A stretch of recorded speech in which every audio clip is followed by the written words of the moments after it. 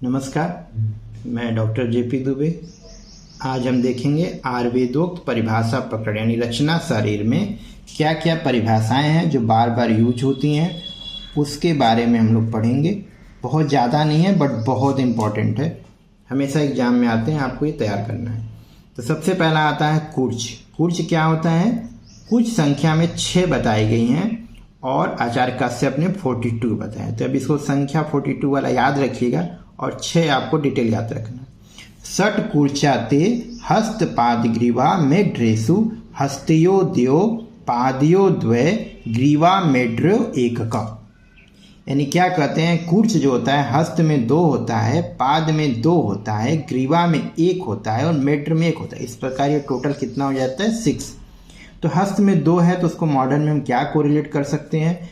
वो पामर एपोनेरेसिस है। पाद में जो है या पैर में जो है उसको हम बोलते हैं प्लांटर एपोनेरेसिस। ग्रीवा में जो है लिगामेंटम न्यूसी है और मेड्र में क्या है? Suspensory ligamenta penis. तो ये आपके कूर्च कहलाते हैं। इनकी संख्या टोटल कितनी है? 6, आपको याद रखना है। आगे जो है वो क्या है? कंडरा दिया हुआ है। कंडरा में हम देखते हैं सोडस कंडरा यानी 16 कंडराएं होती हैं। सोडस कंडरा तासाम चतरस्तम पादयो तावत्यो हस्त ग्रीवा पृष्ठेसु। यानी हस्त में हो गए 4, पाद में हो गए 4, ग्रीवा में हो गए 4 और पृष्ठ में हो गए 4। इनको इस प्रकार ये 16 कंडराएं होती हैं। इसको हम क्या समझते हैं? टेंडन। फिर आता है जाल। जाल में क्या होता है? देखिए, जाल 16 होती हैं। मांस शिरा स्नायु अस्थि जालानी प्रत्येकम। यानी मांस शिरा स्नायु अस्थि इन 4 के मिलने से जाल बनता है, यानी नेट लाइक कुछ स्ट्रक्चर बनता है। यानी कॉम्प्लेक्स जो ज्वाइंट्स होते हैं उसके बारे में है। प्रत्येकम चत्वारि तानि मणिबंधम गुल्फ संसृतानि। यानी मांस से 4, शिरा से 4, स्नायु से 4, अस्थि से 4। इस प्रकार ये 16 प्रकार के जाल बनते हैं। और हम क्या समझ सकते हैं? रिस्ट ज्वाइंट और एंकल ज्वाइंट यानी मणिबंध और गुल्फ में जो ज्वाइंट पाए जाते हैं वह जाल बनाते हैं। तो मांस मतलब मसल्स, शिराएं मतलब वेसल्स, स्नायु मतलब लिगामेंट और बोन मतलब अस्थि। तो 2 रिस्ट है और 2 एंकल है। इसके हिसाब से आप कुल मिला के 4 किसके हिसाब से 16 आपके जाल होते हैं। फिर आता है संघात। संघात में क्या होता है? चतुर्दस्थानाम संघात यानी 14 प्रकार के संघात होते हैं। तेषाम त्रयो गुल्फ जानु वंछडेषु एतेनेरेव तरस्थितम बाहु च व्याख्यातो त्रिक शीर्षो एककः।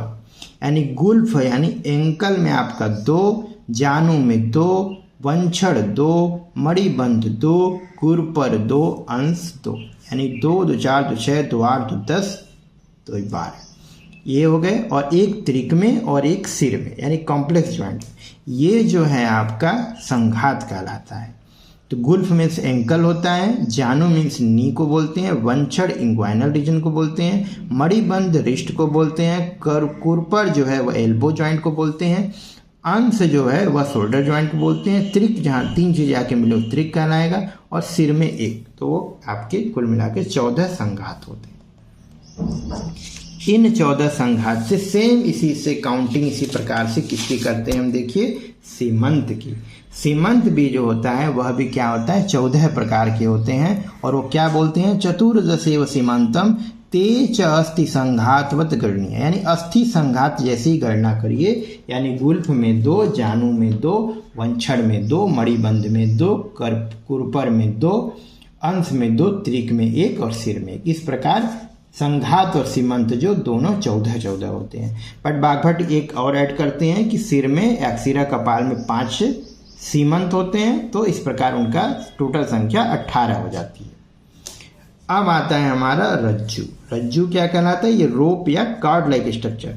महत्यो मांस रजस चतरस्तम पृष्ठवंशम उभयत पेशी निबंधनार्थे त्वे बाहे आभ्यंतरे चौद्वय।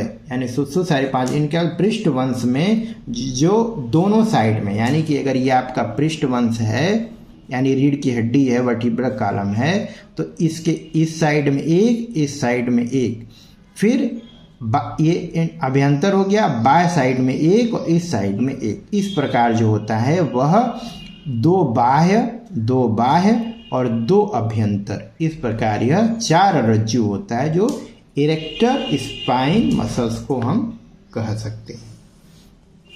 फिर आता है सेवनी। सेवनी होता है सप्त सेवन्यम शिरसि विभक्ता पंच जीवा सेफसो एककः ता परिहत्या शस्त्रेण, यानी सिर में 5, जीवा में 1 और सेफ में 1। यानी सिर में 5 क्या सूचर्स हैं, जीवा में 1 हम रेफी ऑफ द टंग, यानी टंग के जो नीचे का जो एक कार्ड लाइक आपको दिखाई देता है वो है, और सेफ है रेफी बिलो द पेनिस।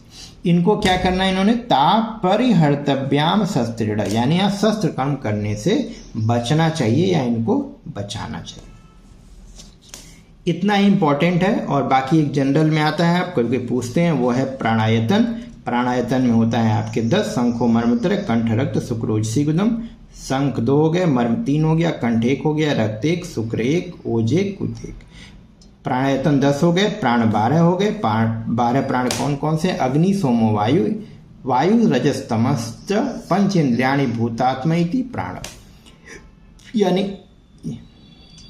अग्नि सोम और वायु 1 2 3, सत्व रजतम 4 5 6, पंच इंद्रियां हो गई 5 या 6 5 11, और एक आत्मा हो गया आपका 12।